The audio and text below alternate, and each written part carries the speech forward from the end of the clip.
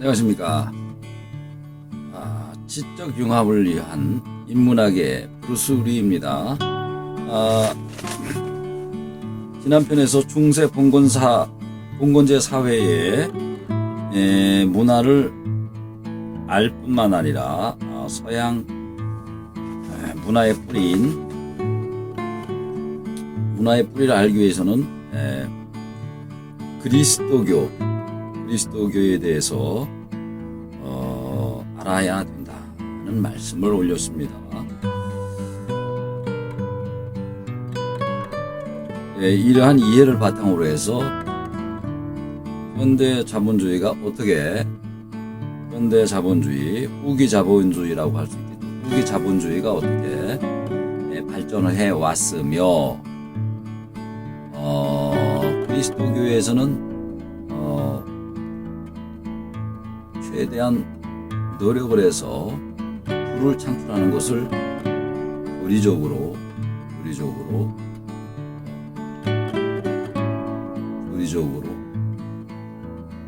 지원해주고 있습니다. 최대한 성실하게 장사를 해서 이문을 남기는 것을 적극 지지하고 있는 것이 그리스도교의 교리인 것입니다. 자, 그런 의미에서 중세를 이루고 있는 그리스도교에 대해서 알아보도록 하겠습니다. 자, 중세를 이해하기 전에 그리스도교의 핵심 인물인 예수와 유대인들에 대해서 간략히 설명하고자 합니다. 당시 로마는 말씀드린 대로 지중해를 바탕으로 해서 세계의 패권을 행사하는 제국으로서의 현대 미국의 영향력에 버금가는 국가였었죠. 반면 이스라엘은 어떻습니까? 식민지였었죠. 민족은 정치적으로 로마 제국의 통치를 받았고 문화적으로는 신과의 계약관계인 율법을 중시하는 유대교의 문화권을 국가적으로 형성하고 있었습니다. 유대교, 주데이즘. 유대인 하면 주이시라고 할 수 있겠죠. 주데이즘, 유대교. 예수와 제자들은 당시에 유대교가 세상에 널리 퍼져 있는 동안에 2000년 전에 예수께서 오셔서 이제 예수의 복음을 전하게 된 것이죠. 예수와 제자들은 유대교의 유일신의 뜻에 따라서, 하지만은 하나님은 유일신인 여호와는 같이 믿었던 것이죠. 유일신의 뜻에 따라서 예수 그리스도의 가르침인 복음을 전파하러 예수 그리스도의 새로운 설교였었죠. 예수 그리스도의 새로운 진리, 즉 예수 그리스도의 가르침인 복음을 전파하러 이스라엘 전역을 떠돌아 다녔습니다.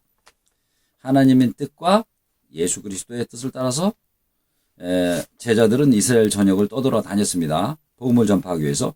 예수는 형식화된 율법에 구애받지 않고 행동을 해서 유대교의 신학자들과 충돌이 있었죠. 안식일에 먹는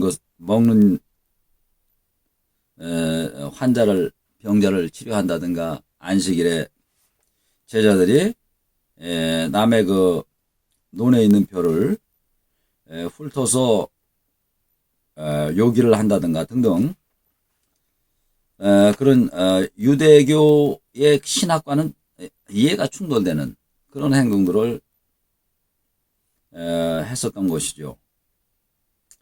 제자들도 그랬고 예수님도 형식화된 그 율법에 구애받지 않고 자유스럽게 나름대로 그때 당시의 관점에서 볼 때는 마음대로 행동을 했다고 볼 수가 있겠습니다. 유월절, 마음대로까지는 아니지만은 율법을 깨는 그런 행동을 했었던 것이죠. 유월절 풍습은 그때 당시에 유월절 풍습은 죄수가 있을 때 그 중에 한 사람을 풀어줄 수 있는 그런 풍습이 있었는데, 예수의 이미지가 중세 회화에 나타나 있는데, 이미 4세기경에 로마 로마가 기독교화 되면서 유럽이 이제 기독교 국가가 된 것이죠. 그 이후에. 그래서 이제 유럽인의 이미지를 닮은 그 하얀 피부에 파란 눈에 갈색 머리에 예수의 이미지를 만들어냈던 것이죠. 중세회화에 그런 유럽인들의 모습이 반영이 된 것입니다. 다시 말씀드려서 하얀 피부하며 길고 부드러운 갈색 머리에다가 파란 눈동자까지, 게다가 머리 뒤에는 후광까지 있었죠. 후광.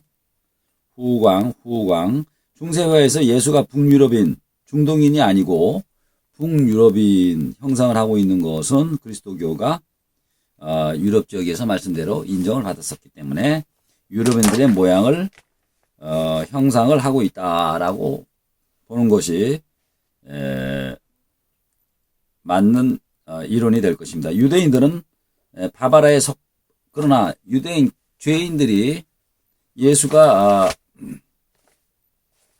법정에 잡혀왔을 때 유대인들은 바라바의 석방을 선택을 했습니다. 왜냐하면은 당시로서 바라바는 이스라엘 민족을 통치하는 로마에 저항해서 폭동을 주동했던 사람이었기 때문이죠. 말하자면은 바라바는 로마에 저항해서 폭동을 주동했던 사람이니까 말하자면 독립운동가나 다름없는 사람이죠. 김구라든가 안중근이라든가 윤봉길, 또 누가 있습니까? 윤봉길 의사, 이봉창 의사 같은 그런 독립운동가라고 할 수가 있죠.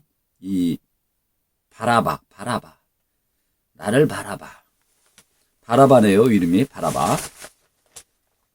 바바라가 아니라 바라바. 독립운동가를 당연히 석방시킬 것을 유대인들은 선택을 했었겠죠. 예수는 말하자면 그들의 눈에는 이방인으로, 그리고 불법을 행하는 자로 보였을 것입니다. 예수는 골고다 언덕에서 그래서 생을 마감하게 됐던 것입니다. 마감했다가 사흘 만에 다시 부활하여서 흩어진 제자들을 모아서 초기 기독교의 기반을 닫게 됩니다. 그 이후에 로마의 심한 박해가 시작이 되죠. 로마의 심한 박해. 박해하면 또 생각나는 것이 있죠. 지하 무덤이면서 동굴인 카타콤에서 비밀 예배를 신도들은, 초기 기독교의 성도들은 예배를 이어갔던 것입니다. 카타콤. 그리스도교의 역사에는 반전이 기다립니다. 그러나 콘스탄티누스라는 황제가 나타나서 박해의 대상이었던 자신도 개종을 하고 그리스도를 사실상 로마의 국교로 정립을 하게 되죠. 이게 4세기경입니다. 4세기경이죠. 중세 사회 국왕과 노예 사이의 성직자. 중세 사회는 국왕이 있었고 맨 위에 국왕이 있었고 그 아래 노예, 맨 밑바닥에 노예가 있었지만 그 사이에 성직자가 있죠. 성직자 바로 밑에 영주, 귀족, 그 다음에 중세시대 유명한 기사가 있죠.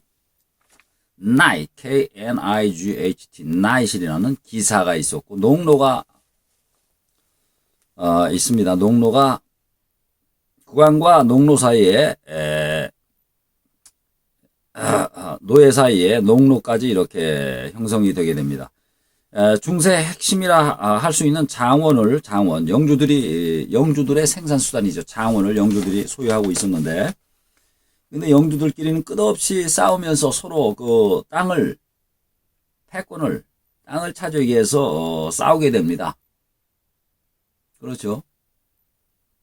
더 큰 부를 축적하기 위해서 생산수단을 거머쥐기 위해서 전투들을 합니다. 그래서 기사 계급이 형성이 되고 활성화됐던 것이죠. 그래서 저거로부터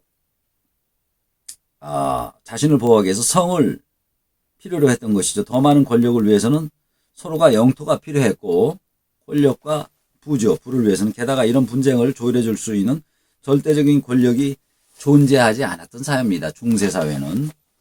그러니까 치열한 영주 간의 전투가 만들어졌던 것이, 전투가 있었던 것이죠. 있을 수밖에 없었던 것이죠. 그래서 유럽과 중국, 일본에는 거대한 성이 있습니다. 그 이유는 중세를 거쳤기 때문입니다. 중세를 거쳤기 때문에. 반면에 한반도는 그런 중세가 없었습니다. 한반도는 국왕 중심의 집권적인 체제가 확고히 확립이 됐었기 때문에 그 영주들이 봉기해서 서로 춘추 전국시대를 이루는 그런 시대 사회는, 중세 사회는 없었습니다. 중세 시대적으로는 있었습니다만 중세 사회 같은 그러한 전투는 없었죠. 그러다 보니까 거대한 성들이 형성이 안 됐던 것입니다. 한반도에는 그런 분위기가 아니었죠. 국왕은 그런데 중세 때는 어땠습니까? 중세 때는 국왕은 신이 아니라는 것을 성경을 통해서 알게 됐던 것이죠. 민중들이, 사람들이, 국민은 아닙니다만 민중들이, 평민들이 알게 됐던 것이죠. 신이 아닌데. 그래서 국왕은 신으로부터 통치의 권한을 인정받은 존재로 자신을 부각을 시킵니다. 통치의 권한을 인정받았다, 부여받았다. 천부인권설이죠. 루이 14세가 주장한 천부인권설, 바로 그런 맥락 속에서 나온 것입니다. 천부